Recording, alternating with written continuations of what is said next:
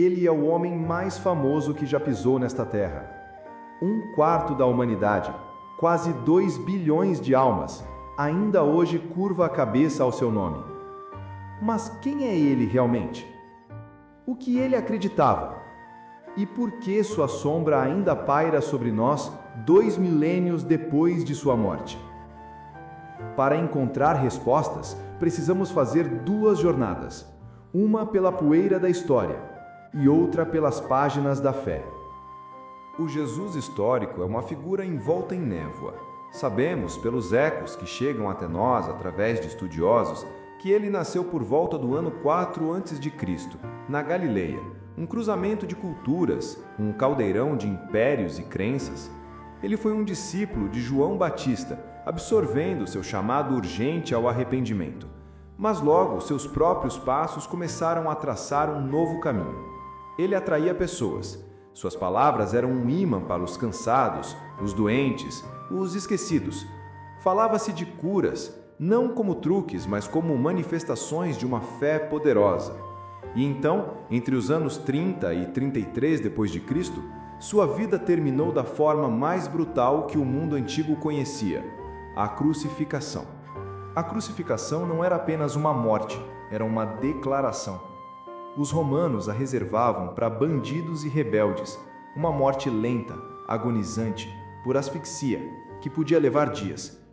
Era o fim destinado aos que não tinham status, aos desprezados. E foi assim que Jesus de Nazaré, o pregador da Galileia, morreu. E para o historiador, é aqui que a história termina. Mas esta é apenas a primeira página, porque existe outro Jesus, o Jesus bíblico. E é aqui que a narrativa se abre em cores transcendentais. Este Jesus não é apenas um homem, é o Filho de Deus. Ele olha para a humanidade da glória celestial e é tomado por uma compaixão profunda. Ele desce, nascendo de uma virgem, com um propósito cósmico: redimir, resgatar e expiar. Sua mensagem era um terremoto espiritual. Não julgueis. Aquele que não tem pecado, que atire a primeira pedra. Era um chamado à compaixão radical, à generosidade que rejeita o materialismo. Ele desafiava a religião estabelecida, que priorizava sacrifícios de animais sobre um coração puro. Isso o colocou em rota de colisão com os poderosos. E então veio a traição, um beijo na escuridão, a negação. Ele é entregue às autoridades por um de seus próprios, Judas. O governador romano Pôncio Pilatos é retratado como relutante, um homem preso em um jogo político maior que ele, e, sob pressão, ele autoriza a sentença. Ele morre na cruz, e então o impossível acontece. O túmulo se encontra vazio. Ele ressuscita, aparecendo aos seus seguidores aterrorizados. Sua mensagem final é uma ordem e uma promessa: espalhem a boa nova, eu voltarei. Há a promessa de um segundo ato, de uma volta triunfal para estabelecer o paraíso na terra. Mas esta narrativa lindamente tecida levanta uma questão que ecoa através dos séculos. Por quê? Por que o Filho de Deus tinha que morrer? A resposta tradicional mergulha nas raízes de uma guerra espiritual. Deus e a humanidade, seus filhos, estão separados.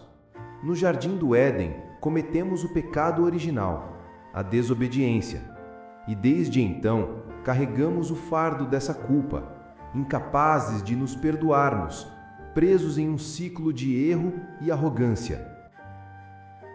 É aqui que a história encontra um eco profundo em um herói trágico: Aquiles. Lembram-se? O grande guerreiro, consumido por sua própria raiva e orgulho, causa a morte de seu amigo Patroclo. Ele fica preso em um turbilhão de culpa e fúria, incapaz de se libertar. Até que o rei Príamo, o pai de seu maior inimigo, vem até ele e o perdoa. Esse perdão não era apenas um ato de bondade, era uma libertação. Era a chave que destrancou a prisão interior de Aquiles. E isso nos apresenta o paradoxo de Aquiles. Se não podemos nos perdoar, quem nos libertará? E a resposta do cristianismo é: Jesus. Ele é o príamo cósmico. Sua morte na cruz é o ato supremo de perdão, feito por nós, mas também para nós.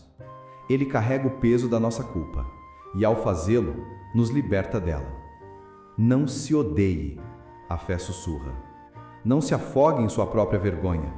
Você foi perdoado. Você pode renascer. Você pode ser novo.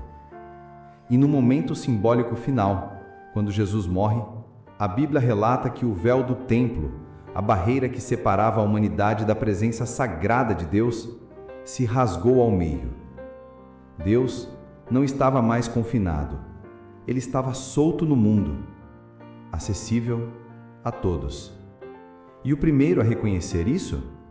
Não um judeu, não um apóstolo, mas um centurião romano, que olhou para aquele homem crucificado e disse: verdadeiramente, este era o Filho de Deus. Esta é a base da fé cristã, uma ponte construída com o sacrifício de um homem divino, ligando a humanidade perdida à divindade. No entanto, quando paramos e refletimos, dúvidas surgem. A história é linda, mas será que faz sentido? Por que um Deus de amor precisaria de um sacrifício tão horrível? Se ele já nos puniu no Éden, com o trabalho e a dor, a dívida não estava paga? E se ele é um pai perfeito, é responsabilidade dos filhos errantes pedir perdão, ou do pai amoroso simplesmente perdoar. E há questões históricas sérias. A narrativa que culpa os judeus pela morte de Jesus foi usada para justificar séculos de ódio antissemita. Mas a história nos mostra que o judaísmo da época era diverso, com facções como os saduceus, fariseus e essênios em desacordo, mas não em guerra aberta. A ideia de um conselho unificado exigindo a morte de Jesus é frágil. E Pôncio Pilatos? As fontes históricas o pintam não como um político relutante, mas como um governante brutal e insensível, que não hesitaria em esmagar qualquer ameaça à ordem romana. A ideia de que ele cedeu por pressão popular parece conveniente para uma narrativa posterior. Então, onde isso nos deixa? Com um convite para olhar além da superfície, tanto da história quanto da fé, para separar o Jesus do dogma do Jesus da compaixão, para questionar a narrativa que nos foi contada. Porque talvez a importância duradoura de Jesus não esteja na precisão histórica de cada detalhe ou na lógica teológica perfeita.